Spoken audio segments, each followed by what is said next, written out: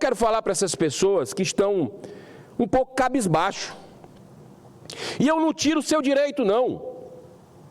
É legítimo, porque realmente a gente não está cumprindo o nosso dever nessa casa. Eu digo, sendo um dos 81, sei que a maioria não vai concordar comigo, mas eu digo para vocês que me incomoda bastante. Eu já não concordo. E que eu tenho colocado aqui, quase que diariamente, meu ponto de vista, com todo respeito a quem pensa diferente, mas firme que essa casa poderia avançar mais para chegar mais próximo à população brasileira, fazer as pazes com a população brasileira, que nós estamos apartados dela, né? E as críticas que a gente vê no mercado, nas feiras, nas praças, é cada vez maior, né? Uma ojeriza política. E eu queria relacionar alguns fatos relevantes nessa tarde, ocorridos nesse país nos últimos 4 anos e meio que eu estou aqui, e configuram uma degradação de valores sem precedentes na nossa história. Mas eu não farei desse discurso um objetivo de escandalizar ou causar mais depressão do que a gente está vendo aí. Muito pelo contrário. São sinais inequívocos de um período de profunda transformação. É aquela velha história que eu aprendi lá quando eu era pequenininho, com a minha avó, com a minha bisavó. Ou a gente aprende de verdade na vida pelo amor, ou a gente aprende pela dor. Quando estudamos a história da humanidade, confirmamos a existência de ciclos evolutivos em todas as civilizações. Períodos de expansão seguidos de períodos de estagnação e períodos até de destruição. Mas todos eles integrados a um plano maior, nem sempre nítido aos seres humanos, por serem divinos. Nada nesse universo está fora do controle absoluto das leis de Deus, que são perfeitas. Tudo que está acontecendo, por mais que a gente diga, poxa, não tem jeito, o caos e tudo, quem está no comando é Jesus. Sempre. A gente precisa ter convicção disso, resgatar isso dentro da nossa alma, dentro do nosso ser. O Brasil convive, desde o início da colonização pelos portugueses, com uma cultura muito negativa de tolerância à corrupção e à impunidade daqueles que detêm poder político e econômico. Logo depois das extraordinárias manifestações espontâneas que levaram milhões de brasileiros às ruas em 2013 para protestar pacificamente contra um sistema corrupto e corruptor, surge a Operação Lava Jato em 2014. Em poucos anos, essa força-tarefa, conduzida por uma equipe multidisciplinar, formada por especialistas da Polícia Federal, procuradores do Ministério Público, foi capaz de escancarar o maior esquema de corrupção até então descoberto nesta nação.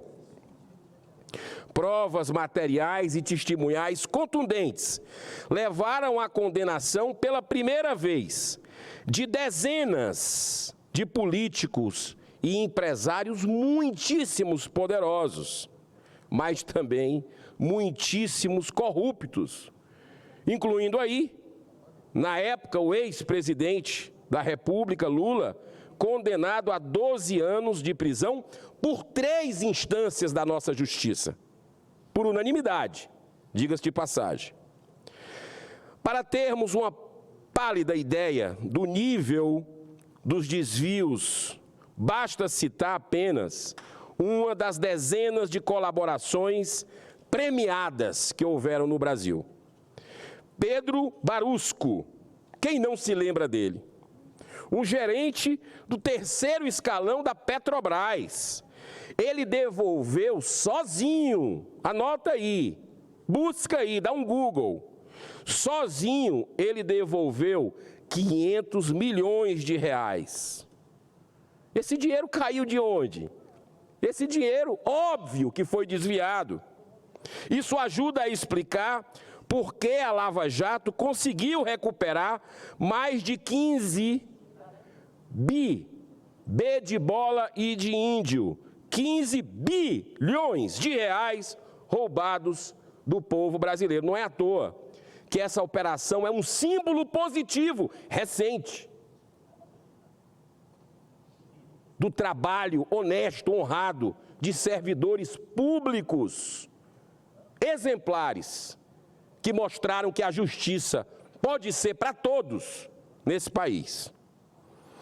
Nesse momento tão promissor, até o STF dá um passo importante. Em 2016, por 6 votos a 5, declara como constitucional a prisão em segunda instância. É o Brasil se aproximando dos países de primeiro mundo, dizendo não à impunidade, inspirado, empurrado por milhões de brasileiros naquele momento, com o sentimento de que a justiça, sim, finalmente, seria para todos. Mas tudo começa a virar de cabeça para baixo a partir do dia 7 de novembro de 2019, quando o mesmo STF, também por 6 votos a 5, olha aí, a diferença de menos de 4 anos, decide agora que a prisão em segunda instância é inconstitucional. O que mudou? Por quê? Que poderosos foram beneficiados com isso? Se a prisão não mudou, se a Constituição é a mesma, o que pode ter mudado em tão pouco tempo? O que mudou em tão pouco tempo? É a pergunta que o cidadão de bem ele faz. A resposta a essa pergunta veio exatamente um dia depois, no dia 8 de novembro, quando Lula é libertado depois de cumprir apenas 582 dias de prisão. Nesse mesmo ano de 2019, o STF instaura um inquérito 4781, o famigerado inquérito das fake news, onde um único ministro acusa, investiga, julga e condena sem direito a qualquer apelação, ou seja, sem o devido processo legal. O inquérito chamado por colegas, na época, de inquérito do fim do mundo.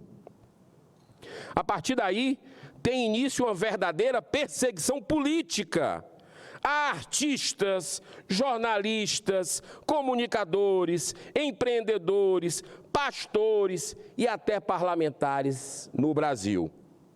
Agora tem uma coincidência nisso aí.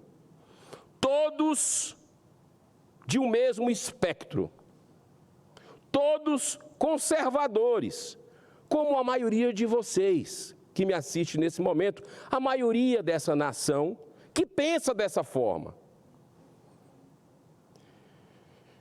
Nas eleições presidenciais de 2022, tivemos pela primeira vez um TSE, repito, com respeito a quem pensa diferente, mas funcionando como um verdadeiro partido político, beneficiando explicitamente um lado. A imparcialidade chegou ao ponto de proibir o lado opositor de dizer verdades fundamentais para o esclarecimento do eleitor na época, para o alerta ao brasileiro na época. Foi proibido, por exemplo, dizer que o PT e Lula sempre defenderam a legalização do aborto. Foi proibido falar a verdade sobre as amizades do ex-presidente, então candidato, com os ditadores sanguinários, como Nicolás Maduro e Daniel Ortega, que estão tocando terror na sua nação há décadas. Foi proibido dizer a verdade sobre o malabarismo jurídico feito pela Corte, que tornou Lula inelegível novamente, contrariando decisões do Poder Judiciário em 3 instâncias que o condenaram pela participação no maior esquema de corrupção da história do país. Mesmo com tudo isso, o resultado final das eleições foi apertado.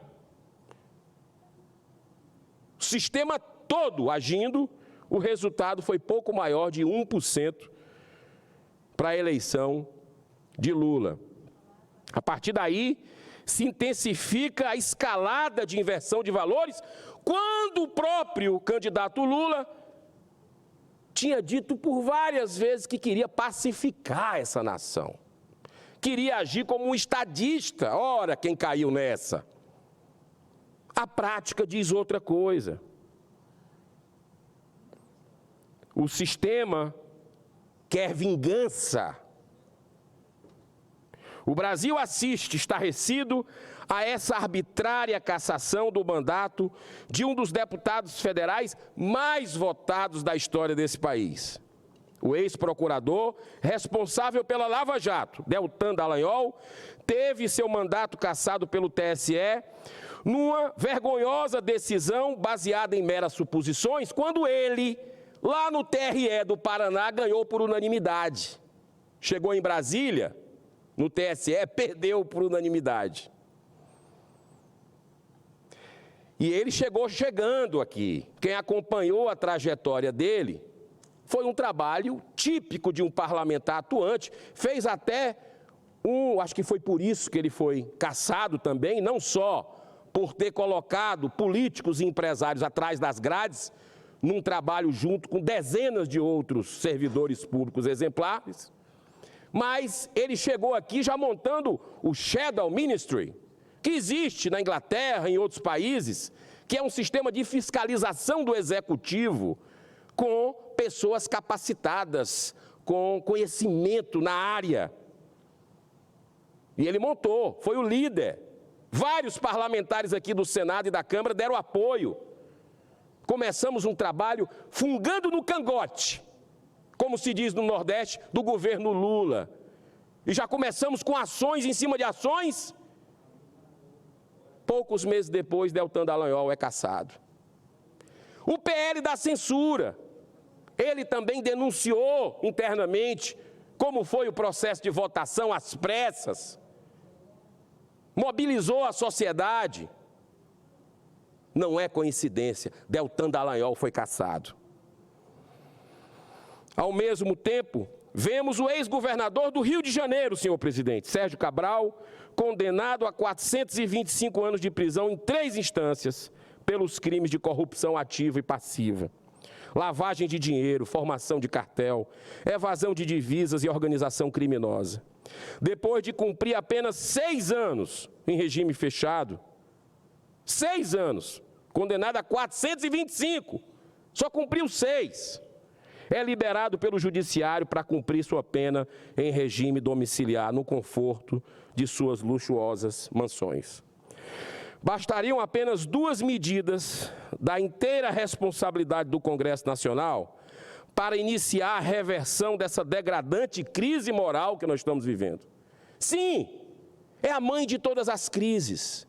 Existe a crise econômica? Existe. Existe a crise política? Existe. Existe a crise social? Claro que existe. Lá em Fortaleza agora, semana passada, esse final de semana eu estava lá, famílias correndo atrás de um caminhão de lixo para pegar comida. Agora, essa semana, nós estamos numa crise social, mas a mãe de todas as crises, nessa nação fantástica que é o Brasil, é a crise moral. Na Câmara, Eu tenho que parabenizar o Senado Federal, reconhecer que fez a parte dele aqui e votou o fim do foro privilegiado há 5 anos, um projeto do senador Álvaro Dias. Por unanimidade nessa casa, deu um passo fantástico rumo como tem que ser a sociedade. Está junto, nós fomos eleitos pelo povo. A Câmara dos Deputados engaveta há 5 anos esse avanço, que é o grande guarda-chuva da impunidade, da corrupção no Brasil. Eu acredito que essa atitude é uma atitude honrada, que nós, senadores, mesmo já fazendo o nosso trabalho, poderíamos, junto ao presidente dessa casa, Rodrigo Pacheco, influenciar para que Arthur Lira, de alguma forma, coloque para votar, que é o desejo da população brasileira, que a justiça seja para todos. Acabando com essa blindagem, os processos saem dos tribunais superiores, do STF, de parlamentares, que tem muitos processos de correligionários seus, de familiares, e vão para a primeira instância.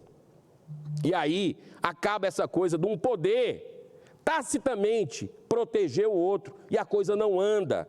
Não existe investigação em cima de ministro do STF, e fica esse jogo que não é bom para a nação. Partindo para o minuto final, senhor presidente, diante de tudo isso que eu coloquei aqui, não podemos desanimar. De todo esse retrocesso que a gente está vendo no nosso Brasil, não temos o direito de desanimar.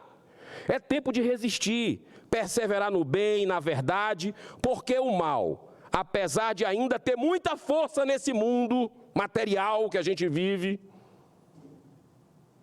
tem prazo de validade. Tem início, meio e fim, porque é fruto da ignorância humana. Só o bem é eterno, porque é de Deus, que está no controle de tudo. A gente tem que ter isso em mente. Essa provação que a gente está passando tem uma lição a nos passar. De gostar mais da política ainda do que a gente está gostando. De acompanhar mais os nossos parlamentares. De forma respeitosa, ordeira, pacífica, cobrá-los do que a gente acredita. É um convite que essa dor que nós estamos passando no Brasil hoje,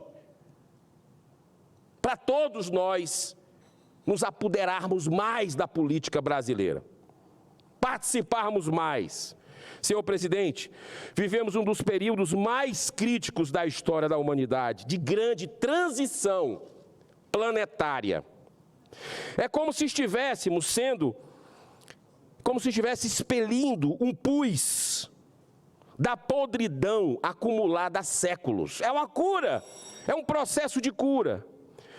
Mas o que nos dá ânimo é a certeza de que todos esses processos estão sob a coordenação do maior governador da terra, Jesus Cristo. São chegados os tempos tão aguardados da separação do joio do trigo. Há nesses momentos um aparente domínio das trevas. Claro, o cidadão de bem, ele está constrangido, está se sentindo vilipendiado com o que está vendo. Mas caminhamos todos, inevitavelmente, rumo ao alvorecer de uma nova era de justiça, de paz e de luz. Que Deus abençoe a nossa nação hoje e sempre. Muito obrigado, senhor presidente.